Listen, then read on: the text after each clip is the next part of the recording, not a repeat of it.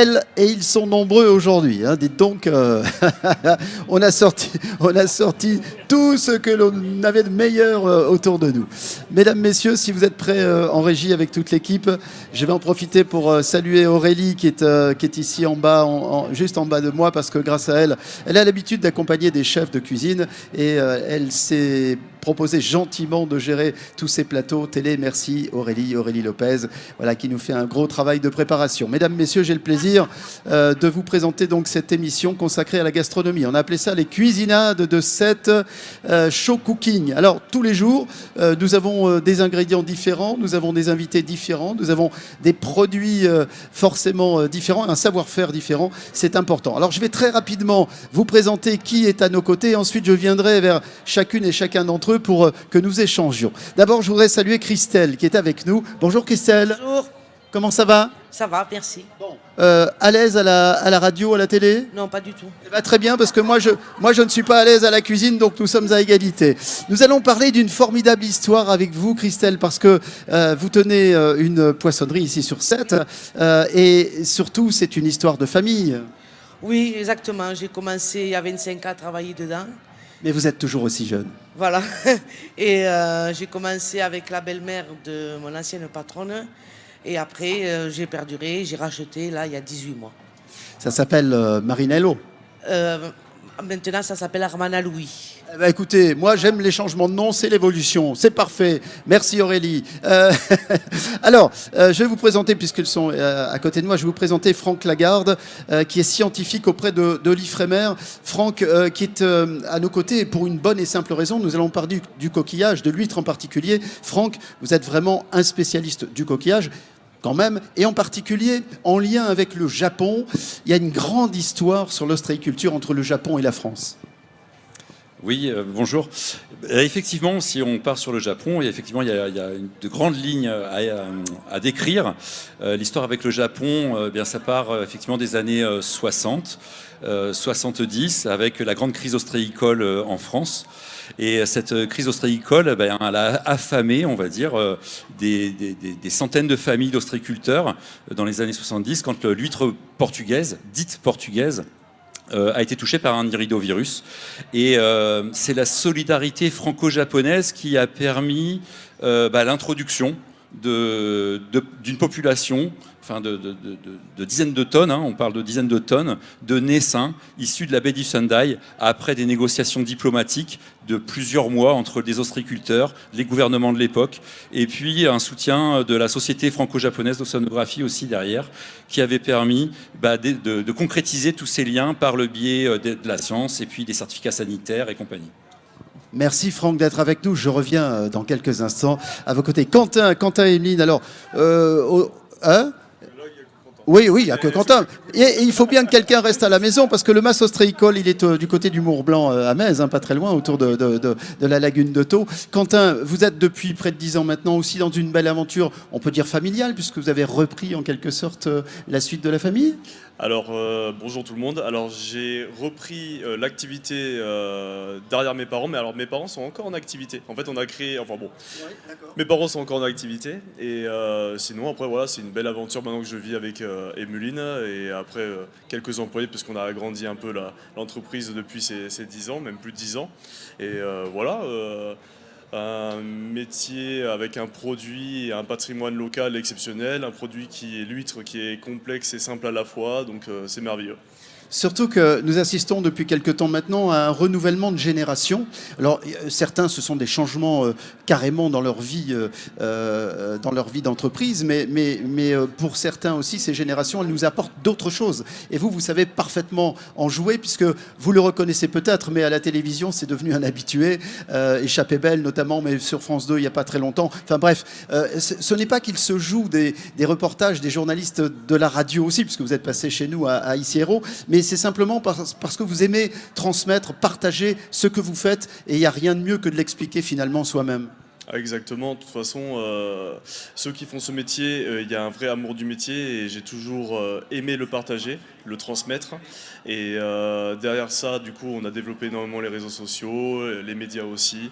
Et voilà, c'est un vrai plaisir de partager notre quotidien, notre métier au quotidien. à travers des vidéos, des explications, des apprentis, des stagiaires, etc. Ouais, c'est dingue, ils savent y faire. 3 médailles d'or sur les huîtres produites par Quentin Himmelith. On est à 7 maintenant. J'arrive pas à suivre, ils sont à 7 maintenant. 7 médailles d'or. Non mais c'est de la folie, je vous le dis, c'est de la folie. Merci Quentin d'être avec nous parce qu'il faut faire vivre le MAS en même temps et il faut travailler en même temps. Je voudrais saluer Dimitri qui est avec nous pour le domaine Flores. Alors, domaine Flores, c'est ce vin qui va accompagner tout à l'heure la préparation culinaire, le piste de moule par exemple, ou encore les huîtres gratinées. Alors Quentin, un mot sur qui est Flores, parce que c'est une association finalement de vignerons. Et exactement, Flores, c'est une coopérative, donc coopérative comme on est nombreuses en France et plus particulièrement dans le Languedoc. Donc c'est né de l'union de vignerons d'un même village pour s'associer dans les récoltes, dans les vinifications et dans la commercialisation du vin. Et ce village, c'est Florensac. Exactement, c'est Florensac, on est tout près d'ici, on a les vignes qui partent des premières garrigues et qui descendent jusqu'à l'étang de Thau où sont produits les huîtres, donc forcément elles sont très proches. Oui, on est sur un terroir qui est celui du Picpoul de Pinette, hein, on est tout autour. Donc forcément, le mariage aujourd'hui, à mon avis, sera une grande réussite entre le vin que vous avez apporté et ce que nous préparons. J'arrive vers vous, Sonia, dans un tout petit instant. Restez au milieu. Je voulais saluer celle qui entretient également la mémoire collective. Elle s'appelle Victoria Magenti. Et je vais reprendre le livre dans les mains, comme ça vous le verrez à l'écran grâce aux caméras d'Ici Héros. Merci mon cher Thierry. Alors, Victoria, mémoire et cuisine des gens de mer, parc naturel marin du golfe du Lion. En l'occurrence, vous venez presque en voisine. Oui, presque en voisine, voilà. Je viens du pays catalan et j'ai travaillé pendant une quinzaine d'années au parc naturel marin du Golfe du Lion en tant que chargée de mission et donc de protection du patrimoine culturel maritime. Dans ce cadre, j'ai collecté la mémoire des gens de mer, pêcheurs. Il n'y a pas d'ostréiculteurs chez nous, mais enfin si, à Leucate un peu, mais en tous les cas, tout ce qui est ravaudeurs, fileteuses, saleurs, etc. Et donc ces gens-là m'ont donné des recettes de cuisine et c'est grâce à eux que j'ai pu rédiger ce livre. Voilà, fille et petite-fille de pêcheurs, elle n'en est pas peu fière et elle a raison. Merci. Je finis la présentation avec la marraine d'Escalacette cette année. Avancez-vous un tout petit peu, Sonia. Merci d'être là. C'est une petite surprise pour moi, mais une belle surprise. Avant de vous retrouver tout à l'heure sur le stand de l'Ifremer à 17h, puisque je sais que vous serez avec nous, vous aimez mettre en avant les produits locaux, ça c'est important pour vous. Exactement, et c'est pour ça que je me suis engagée dans le concours des meilleurs ouvriers de France que j'ai eu il y a 2 ans. Et du coup, je suis meilleure ouvrier de France poissonnière, et sans des bons producteurs, des bons pêcheurs, je ne ferais pas mon métier. Donc c'est mon rôle que de les soutenir aujourd'hui.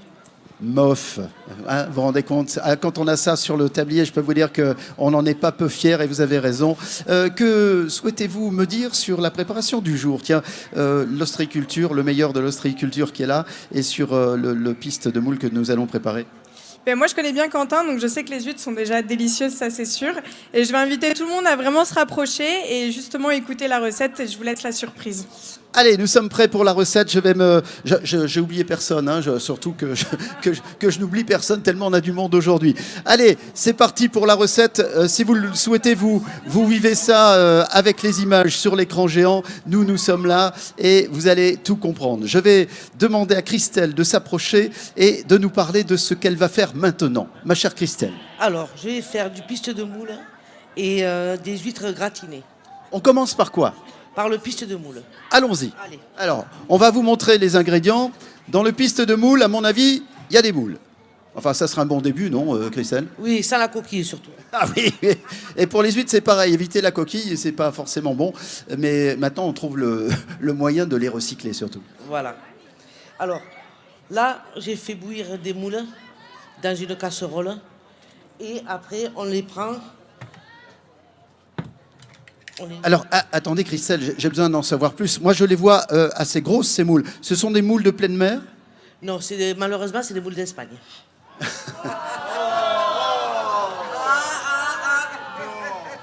On recommence à zéro et on dit que c'est des moules d'ici. Allez. Voilà. Voilà, il y en a aussi, mais elles sont plus petites. Donc, je décortique la moule. J'enlève le byssus. Voilà. Je pense que vous voyez très bien le geste de Christelle à la caméra.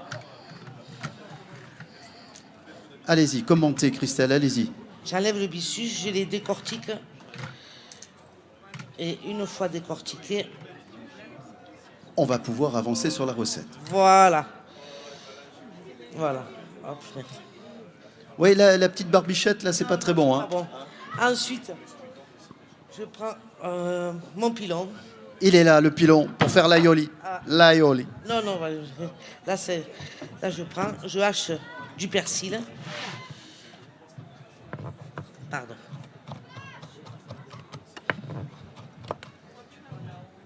Voilà. Et ensuite, je mets de l'ail, du sel, du persil et du piment. Je peux vous dire que l'ail va passer un sale moment. Je pile. J'ai l'impression que vous vous défoulez sur l'ail. Il y a un truc qui s'est passé ce matin où vous êtes en colère ou c'est normal? Voilà. Et une fois que l'ail avec le piment épilé, Bon, vous savez lui parler parce qu'il n'a pas souffert. Hein. voilà.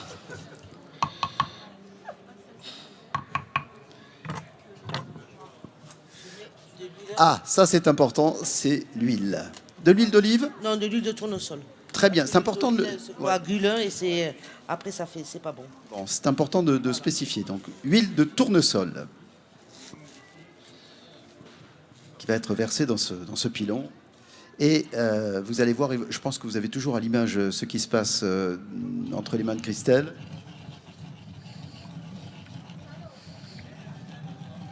Écoutez le bruit du pilon. C'est beau le bruit du pilon. Hein.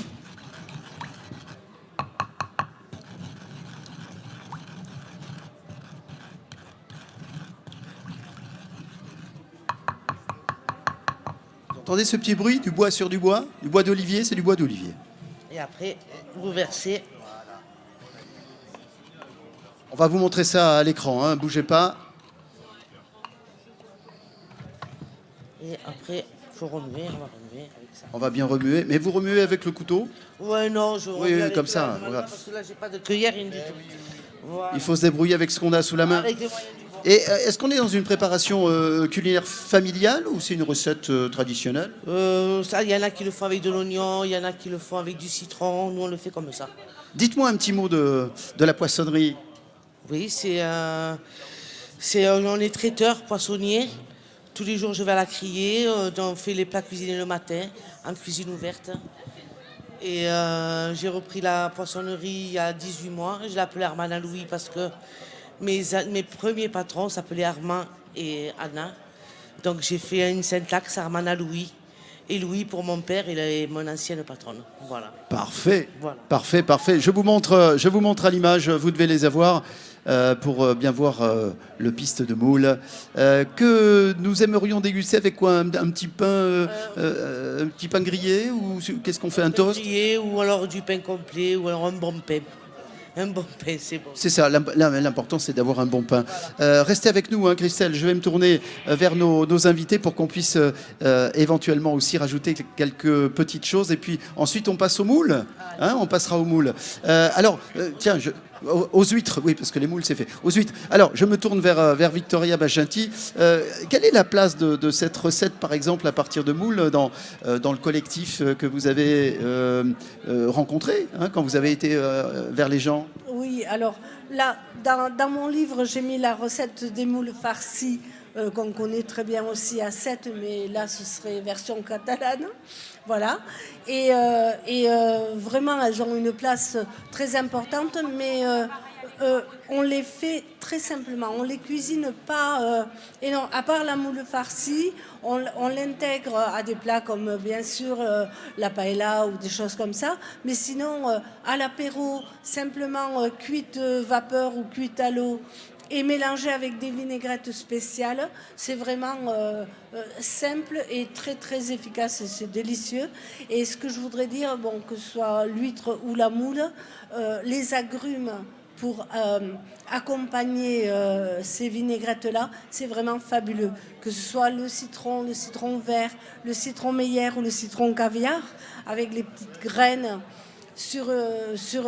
un fruit de mer cru comme ça ou juste poché, c'est vraiment délicieux. C'est la simplicité. Si vous aimez les recettes familiales, les recettes qui se transmettent de génération en génération, n'hésitez pas, Victoria, à montrer quelques pages de votre ouvrage que nous capterons sur nos caméras. Comme ça, voilà, elles sont là. Les moules farcies, elles sont là. Voilà. La moule farcie, c'est avec une sauce tomate et du vin blanc et cuite mijotée tout doucement avec un fond de crustacés. Alors là, ce sont des... en pays catalan, on appelle ça des cigales. Je sais que ça a un autre nom. Mais là, non, pas des cigales, des galères. Mais je ne me souviens plus du nom scientifique. Voilà. Et ça donne un arrière-goût de crustacés à la sauce qui est fabuleusement bon. Voilà. Merci Victoria. Alors, est-ce que je peux demander à Quentin de nous faire un petit exercice qui pour lui est familier et qui pour moi est un véritable défi de l'incroyable. J'ai animé plusieurs fois dans ma longue carrière des concours d'écaillage. Un petit sondage dans l'assistance qui ouvre les huîtres avec beaucoup de facilité. Faites-moi un petit signe si c'est le cas. On a quelques personnes qui arrivent à le faire, mais en général, ça se passe pas toujours très bien. C'est pas très très simple. Alors depuis des lustres, on essaie d'inventer des choses. Hein. L'explosif, à certains temps, non je plaisante. On essaie de trouver des couteaux, des choses qui facilitent, mais on n'est jamais loin de blesser un petit peu quand on le fait pas bien. Alors mon cher Quentin, je vais te tendre le micro et puis tu vas nous expliquer, s'il te plaît, comment bien ouvrir une huître, puisque toi, c'est ton métier. Voilà, il est capable d'en ouvrir 125 en 1 minute. Je veux dire. Hein. Ah, si, 125. Hein, Quentin ? Non, 123, il me dit. Non, 223. Alors, je vais juste déplacer ça. Alors, malheureusement, je vais faire voir la version droitier, parce que je ne suis pas gaucher. Alors, quand on est gaucher, normalement, vous prenez l'huître dans l'autre sens. Bon, je suis pas le meilleur là-dessus, du coup, je vais pas vous le montrer. Si je dois donner un seul conseil pour vraiment pas se blesser, ne tenez jamais votre couteau comme ceci. Vous gardez seulement la pointe de votre couteau. Ensuite, vous venez entre les deux valves. Donc, une valve, en fait, c'est la coquille. Donc, la coquille plate et la coquille creuse. Donc, vous avez forcément la jonction quelque part. Vous observez un petit peu, vous allez vous orienter la pointe du couteau aux 2/3 de l'huître. C'est là où se trouve en fait le muscle de l'huître. Donc souvent on dit au 3e doigt aussi, donc 1, 2, 3 ou 1, 2, 3, donc c'est celui-ci. Vous mettez seulement la pointe du couteau entre les deux valves, tournez légèrement, vous êtes dedans déjà, là vous avez fait le plus dur. Et ensuite, mouvement rotatif, tac, et c'est ouvert. Et comme ça, vous pouvez vraiment pas vous blesser. Sinon, autre technique aussi. Voilà, là, elle est parfaitement ouverte. Autre technique, si vous avez du mal, on va dire, à trouver les deux valves, vous pouvez coller l'huître contre une table, utiliser la lame. Et au moins, si vous glissez, vous ripez sur la table. Hein, et vous ne ripez pas dans la main. Et au moins, il n'y a pas de blessés. Et à Noël, tout le monde peut manger ensemble. Voilà. Et après, voilà, c'est un coup de main à prendre. Ça peut paraître simple quand je le fais, mais c'est juste vraiment un coup de main à prendre. Et voilà. Alors, si vraiment vous êtes tous maladroits en famille, bah, vous finissez le réveillon à l'hôpital en famille, toujours ensemble. Hein. Deuxième couche de rentrer aux urgences, d'ailleurs. Non, mais j'en plaisante un peu, mais évidemment que c'est dangereux. Évidemment que c'est dangereux. C'est pour ça que tes conseils sont les bienvenus. Si tu peux avancer un tout petit peu le geste devant la caméra, comme ça Thierry peut faire partager tout ça au public qui est devant nous, ici, devant les studios d'Ici Héros. Voilà, Quentin, qui est artisan ostréiculteur, installé du côté de Metz. Et d'ailleurs, si vous avez l'occasion d'aller chez lui, sachez que vous pouvez manger les doigts de pied en éventail devant l'étang et surtout manger ces bons produits. Et il nous rappelait tout à l'heure qu'on était, Quentin, à 7 médailles sur l'ensemble des huîtres que tu produis. Hein. C'est ça, 7 médailles entre les plates et les huîtres creuses. Donc depuis 2020. Depuis 2020. Oui, 2020, la première médaille. Donc on a eu 2020, 2021, il y a eu le Covid.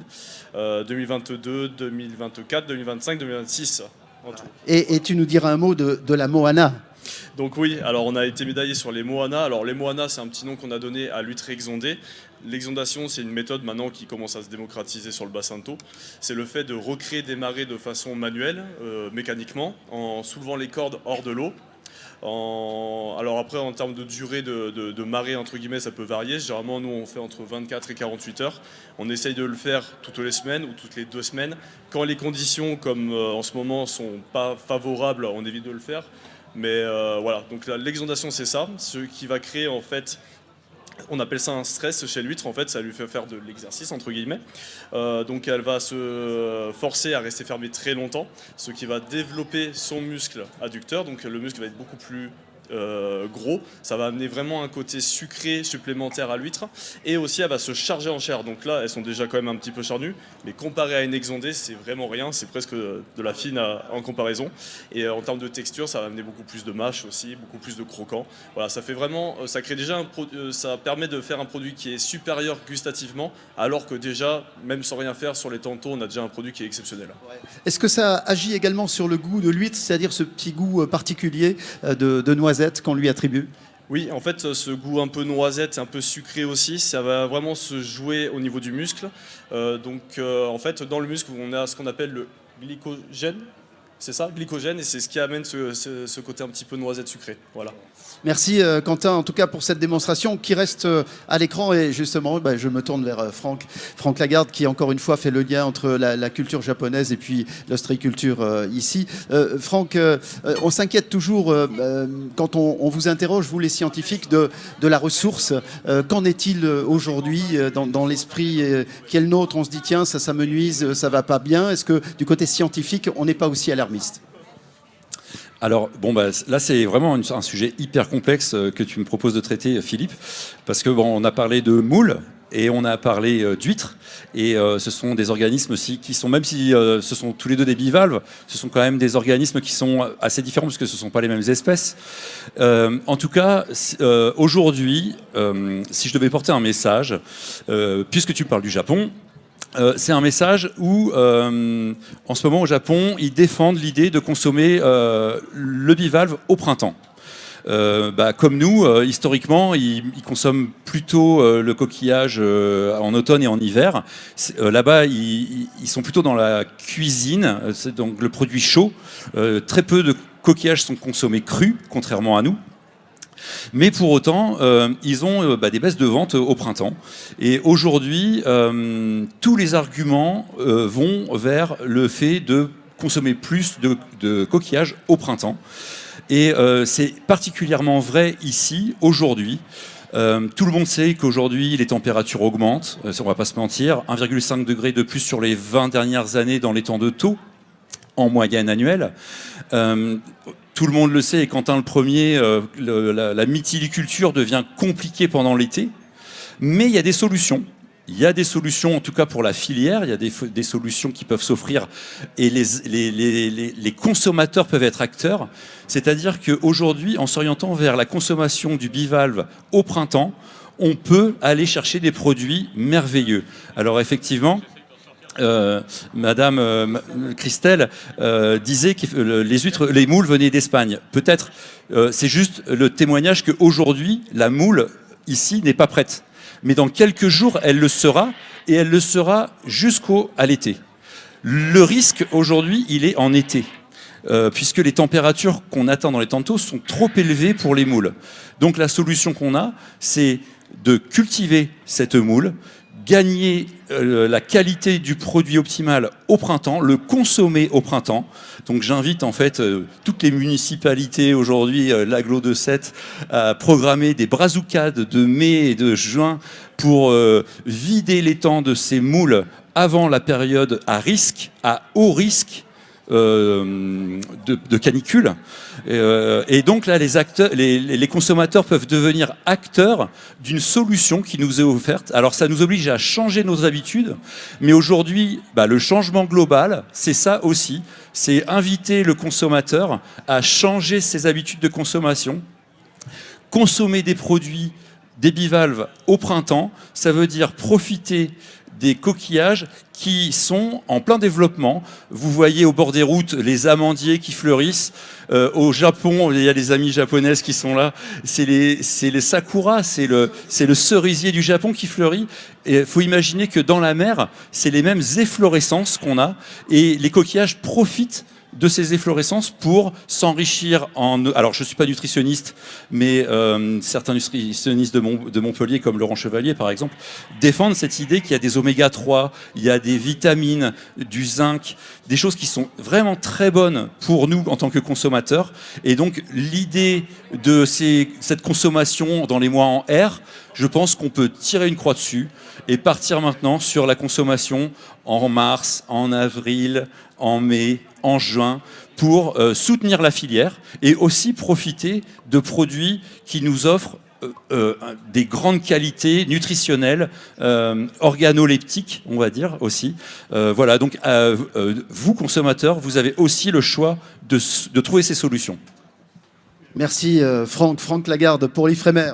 Christelle, on va se mettre à la préparation des huîtres gratinées. Dans quelques instants, je me tourne vers Dimitri qui va nous faire découvrir et qui va associer ce vin blanc produit par les caves Flores à Florensac. On parlait de brassoucade, Franck parlait de brassoucade. À Florensac, alors ça fait des décennies qu'il y a des brassoucades. Je peux vous dire que j'en ai animé quelques-unes et que c'était des grands rassemblements, des grandes fêtes. Je ne sais pas si ça existe toujours, mais en tout cas, ça existe toujours. C'était un moment formidable. Alors, je retends à nouveau mon micro à Christelle. Nous sommes avec la poissonnerie qui est 3 rue Lazare Carnot. Il faut le préciser quand même. Voilà, oui, c'est ça. Alors, dites-moi, Christelle, comment allez-vous préparer tout ça? Et on filme toujours pour vous sur écran géant. Déjà, j'ouvre mes huîtres. Voilà. Celle-là, j'ai déjà ouverte. Je vois que vous avez bien écouté Quentin. Non, je plaisante, c'est son métier. Voilà, la poissonnerie, oui, et il faut préparer aussi le poisson, parce que les gens aiment bien, par exemple, qu'on lève les filets pour eux. C'est vrai? Oui, oui, oui. Une fois que vous avez ouvert vos huîtres, vous prenez du beurre, de l'ail, du persil, une lichette de whisky. Ça pardon, je m'immisce un peu, mais c'est perso ou c'est un truc... C'est perso, c'est très bon, c'est perso. Alors, un petit peu. C'est vrai que c'est bon pour la circulation du sang. Tout à fait. Vous mettez... On est sur ce qu'on appelle le beurre d'escargot. Voilà, c'est ça. Mettez du beurre. Je vous avouerai que je ne vois pas trace du whisky. Ouais, mais il est bien. J'ai pas mis quand même. Mais je le sens. On n'est pas là pour ça. Je ne vois pas la trace, mais je le sens. Et ensuite, vous prenez de la chapelure. Un peu de chapelure pour mettre sur ces huîtres qui ensuite vont passer au four, au grill même, pour les gratiner. On y va pas modérément avec vous, c'est Ou bien ou pas bien. J'adore. Oubliez les 3 grammes de ci, 4 grammes de là. Allez, soyons généreux sur la recette. Attention, on enfourne dans un tout petit instant. On en a fait 2 pour vous montrer comment on prépare cette recette. Le four est à combien? 120 degrés? Là, il est à 120, oui. On peut pas plus, il s'arrête à 120 celui-là. Donc on aurait bien voulu vous dire qu'il va aller jusqu'à 180, mais celui-là, il pédale. Il est à 120 seulement. Mais ça va aller, vous allez voir avec le grill, ça va aller. Alors on a perdu le bouton, on peut pas l'ouvrir. Si, on va l'ouvrir. Vous brûlez pas surtout. Ah oui, c'est sûr que... Est-ce que quelqu'un a une clé à molette? Oui, surtout, ne vous brûlez pas. Est-ce qu'on a quelque chose pour ouvrir? Oui. Ne vous brûlez pas, surtout. Voilà. Je vous précise que nous adorons le patrimoine. Le four est de 1923. Mais il marche toujours très très bien. C'est ça qui est important.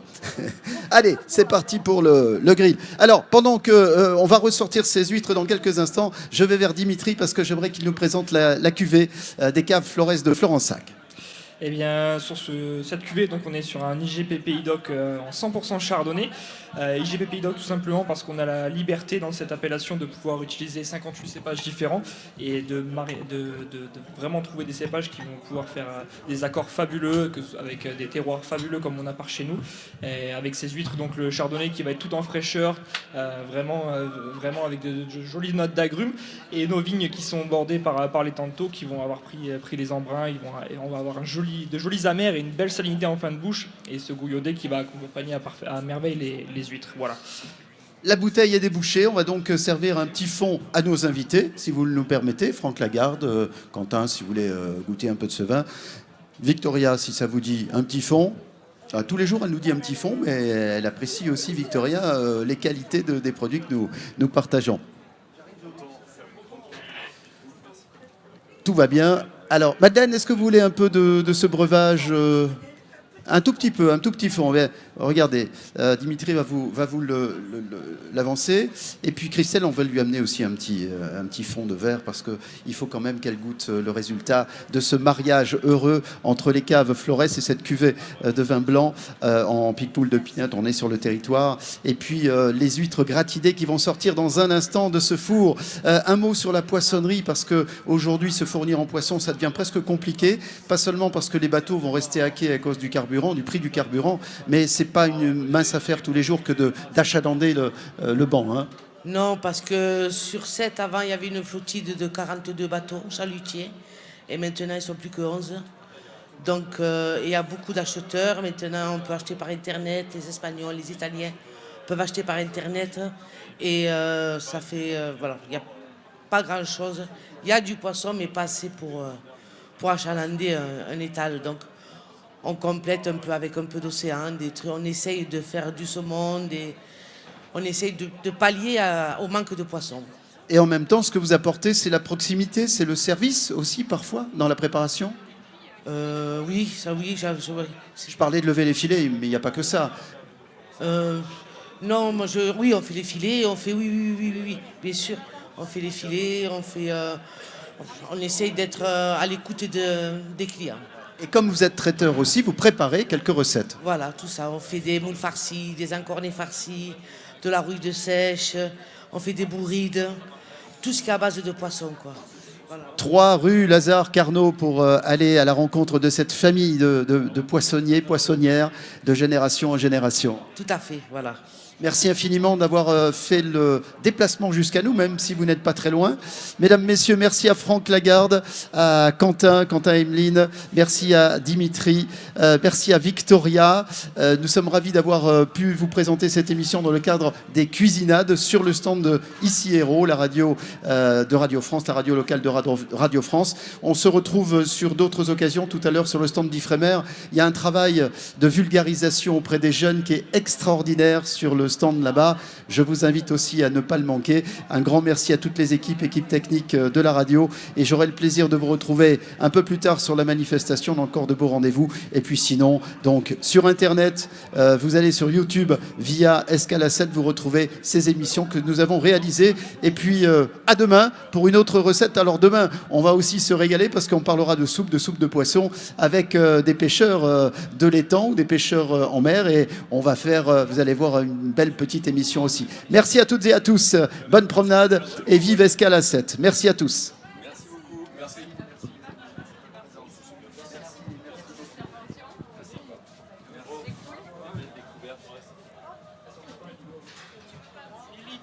Salut, tu vas bien? Ouais. Tu es en promenade sur Escala 7? Oui, ouais. je me disais, je vais me faire un arrêt à 7. Ah, bah, t'as bien fait, regarde, c'est beau, hein? Le beau temps et tout, même s'il y a du vent. C'est des chevaux de la mer.